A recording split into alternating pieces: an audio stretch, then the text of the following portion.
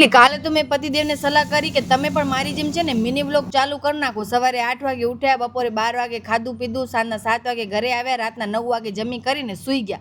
મને કે તું તારું કામ કરીને 15-20 હજાર વ્યૂ આવે ને મને વળી સલાહ કરસ. મેં કીધું 15-20 હજાર ભલે વ્યૂ આવે પણ 2 પેમેન્ટ લઈ ચૂકી છું, વધારે પડપડ ન કરજો. એ ટિફિનમાં સાસુમાં લઈને આવ્યા હતા. મેં કીધું તમારી સાથે શેર કરું.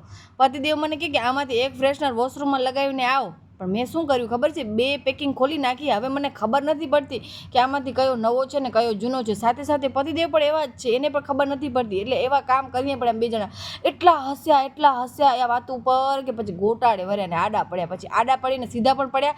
ત્યાં તો મારી નજર પડી પતિદેવ ઉપર. તો આજે છે ને તેને કાંચ સાફ કરી દીધા તો એકદમ ગુપસુપ થઈને એવા મીઠા ઘા મારે, મને એવા મીઠા ઘા મારે. એને ખબર છે બોલીશ તો કાર્યરો થશે, એટલે નહીં બોલું તો પોતે પૂછવા આવશે કે પતિદેવ તમે આ શું કર્યા છો. પણ હું તો બહુ ભાથે માથા ભારે, એવું કાંઈ ન બોલું, ચૂપાચૂપ કરવા દઉં.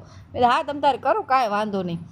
પછી કિચનમાં આવીને ચૂપાચૂપ છે ને મારા હાથમાં આ છે ને મારા સાસુમાં આજે છે બ્રેડનો પેકેટ લઈને આવ્યા હતા. પણ અમે આ બ્રેડ વાપરતા નથી, પણ હવે આજે આવી ગઈ છે તો મેં કીધું ચલો ઉપયોગમાં લઈ લઈએ. અમે પણ હવે આજે ચકદોડે ગાડી ચડી છે. પતિદેવ એનાથી પહેલાં ફ્રીજ પણ સાફ કરીને મને આપ્યો હતો. મને કે દિયા મોઢો દેખાય કે ન દેખાય. મેં કીધું યાર તમે એના કરતાં મને છે ને 2 શબ્દ કહી દેવાના અને એમ કહેવાનું કે દિયા તું સાફ સફાઈ કરતી જાય. પણ પોતાની રીતે કરવા માંડી જાય ને એ બહુ કટાળો થઈ પડે. પછી હું કાંઈ બોલું નહીં, હું ઘૂસી જાઉં બાથરૂમમાં ચૂપાચૂપ. એટલે જરાક 5-10 મિનિટ અંદર બેઠી હું. પછી એમ થાય ને કે માહોલ જરાક શાંત થયો છે તો હું બહાર આવું.